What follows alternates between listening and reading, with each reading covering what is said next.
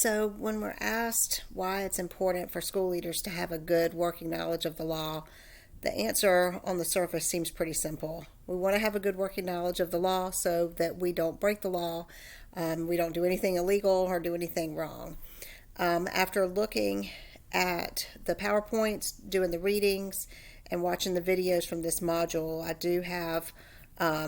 feel like I have a better understanding of not just the surface level of why we should know the law as educators, and especially if we're considering moving up into a position of an assistant principal or principal or higher than that. I really liked and appreciated what Dr. John Dayton had to say in his introduction to education law and in chapter 1. I mean, really set the tone with giving the 4 reasons that as educators we need to know the law: self-preservation, professional confidence, protecting your institution and the people that you work with, protecting them, and then our professional responsibility. So each of these makes sense to me, but I looked a little bit more in depth at each of those. And under self-preservation, definitely, that's really kind of where I started with this surface level. I want to make sure that I'm doing everything the right way, and understand the law. Even if I can't recite every case study, I do want to make sure that I'm doing what I need to do. He went a little bit further with this in his discussion of the importance of us as educators, whether we're classroom teachers or beyond, that are out or supporting classroom teachers.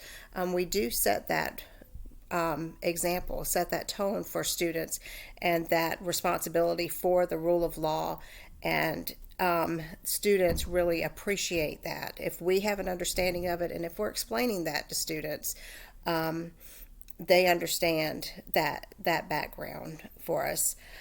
With professional confidence, when we know the law and we know how to navigate the law, we are more successful as educators, because we know we have that confidence that we know that what we're doing is the right thing. We know that it's the right thing for us, it's the right thing for the people with which we work, and most importantly, it's the right thing for the students. He also talked about the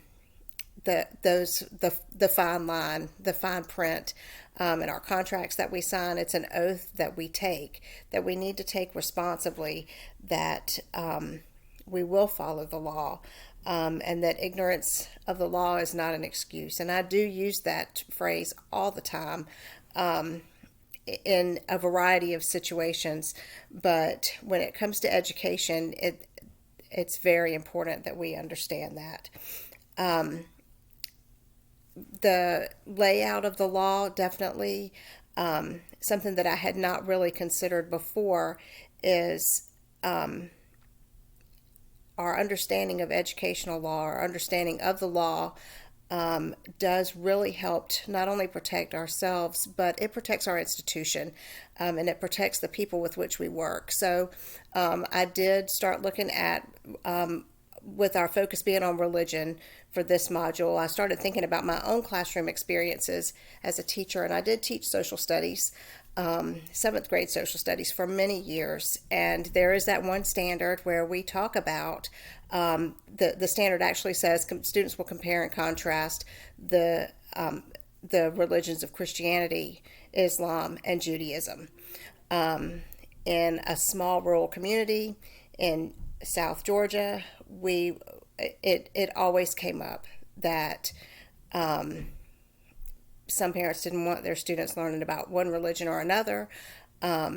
Sometimes students would say, I didn't think we were allowed to talk about religion in school. So that knowledge of the law especially is important, because you can talk about religion. You can't share your own beliefs with religion, but definitely as part of the curriculum, you can talk about the basic beliefs of these religions and do that compare and contrast as it relates to the standards set out by the state. Just that small example is it's important for us to know the law in that, so that we can share that with students and that we can share that with parents, that we're not doing anything in violation of the law in teaching that standard, but it does follow that. Now, you do still have some parents that will choose to opt out or opt their child out of learning that, and that's all you can do at that point is just make sure that they understand that you're not breaking the law by teaching this standard or discussing, comparing the religious beliefs. So that is part of that as a principal or an assistant principal, knowing that you are protecting your institution and you are protecting your teachers. And making sure that everybody knows the ins and outs. They might not know all of the law in detail or be able to recite every case law, but or study. But as educators, we do need to have a basic understanding, at a minimum, of educational law.